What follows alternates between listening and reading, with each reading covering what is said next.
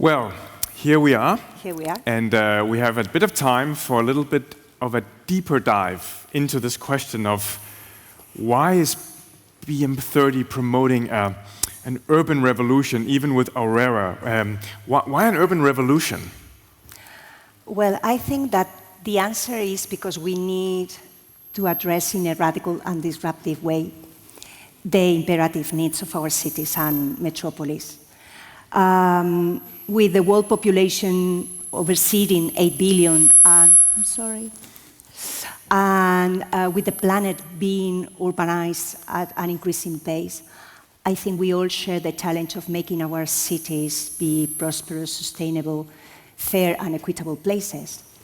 I think we are living at a time that has called into question some of the paradigms on which we've based our competitiveness and our prosperity in recent decades.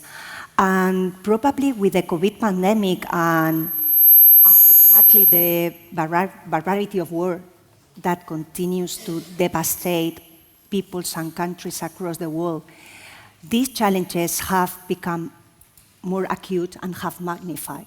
So our global systems and structures have failed to make poverty disappear, to make education and health be accessible for all, to safeguard the planet, to make our world be a safe place. So I think these challenges are not impossible, but we cannot wait any longer.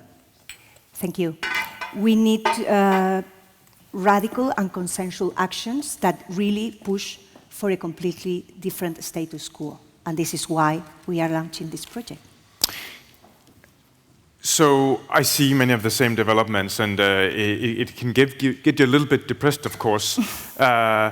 Still, the word revolution has all kinds of connotations, and I'm kind of wondering if the innovation you are advocating is it that urgent?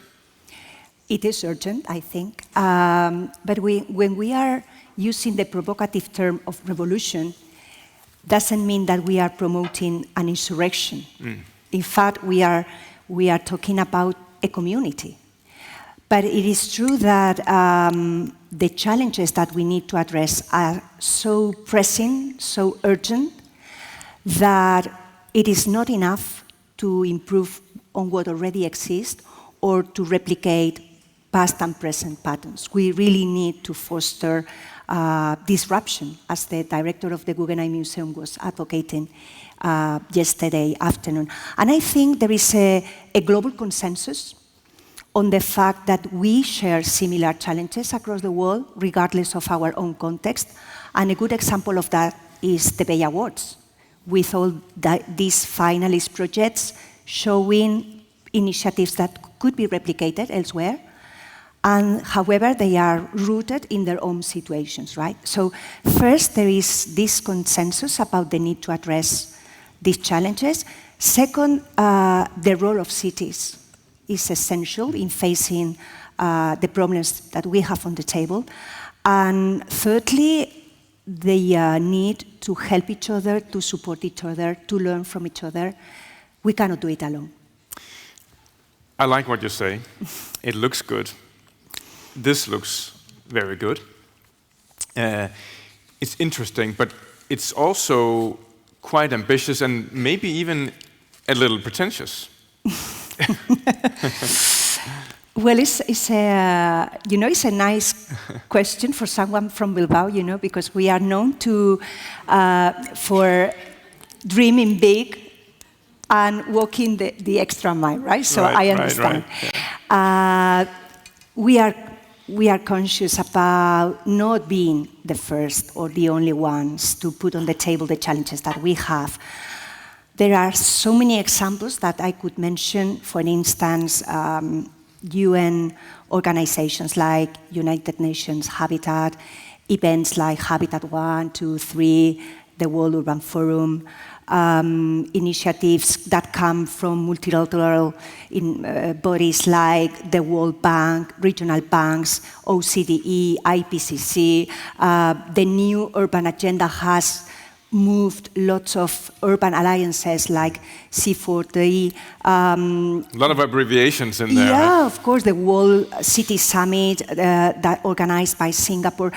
Learning in institutions like Harvard University, the London School of Economics, Bloomberg Philanthropies, the Center for Livable Cities in Singapore, our friends here.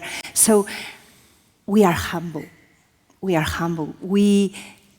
Our intention is to take all these efforts as a basis to create a community, to address the appetite, the commitment, and I even would say the frustration of some of the people that work in urban planning and see that the changes are perhaps not happening with the speed or with the intensity that is needed. That's our modest objective. I like that, and it's really, maybe it's even a community of communities, because you Yes. are already quite connected. Now, just a quick question on sort of where this all started. So what were the first steps? How did this get off the ground originally?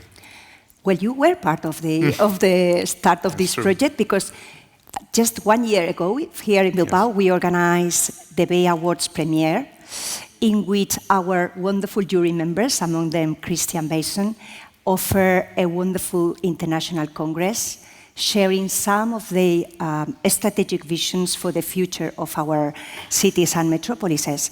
As a consequence of this congress, BM30 drafted what we call the Urban Revolution Aurrera Manifesto proposal, which has been the basis to gain consensus with these big platforms to join them to this community.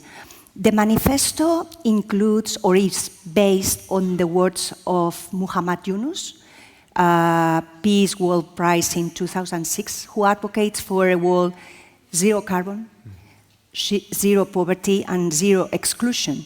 So that means for our manifesto that we collect the ecological, economic, and social challenges that our cities have. And we have added a fourth axis, which is the how. How can we get there? And this is the strategic part of the manifesto. So these have been the first step. And the second is the Bay Awards that we are celebrating these 2 days in Bilbao. I only have one maybe simple question for you. But of course, also around the world, some might be asking the question, which is, why Bilbao? Well, I don't have this doubt myself. Well, I think Metropolitan Bilbao managed to carry out a transformation, a huge transformation in an emergency situation 30 years ago, but we don't conform with what we have achieved. So we want, or at least Bilbao Metropoli 30 works to make Bilbao and its metropolis become the avant-garde of the strategic thinking for urban spaces. But why, in my opinion, the revitalization process of Bilbao has been different, or different from my perspective, essential for us? I think that apart from the physical changes in the city, which have been huge, our revitalization process was based on the Basque identity of our society, and that is why our leitmotif was auzolan, which is a Basque word that means collective action. And this enabled the public-private collaboration that unleashed the potential of our community to become a real vehicle of change with one single certainty, that we cannot do it alone. Second, because I think that we placed equality as the basis of this transformation. And third, because in this emergency situation, we thought we were capable of doing this change. Probably we made things that were beyond our conscious capacities, but we dared, we tried, and we managed. So this is what Bilbao and Bilbao Metropoli 30 has on the table to offer. But we are eager to learn from other experiences that have worked well elsewhere. And that's what we'll do the next 2 days. Yes. Thank you so much. Let's give a big hand to Idoia. Thank you, Christian. Thank you.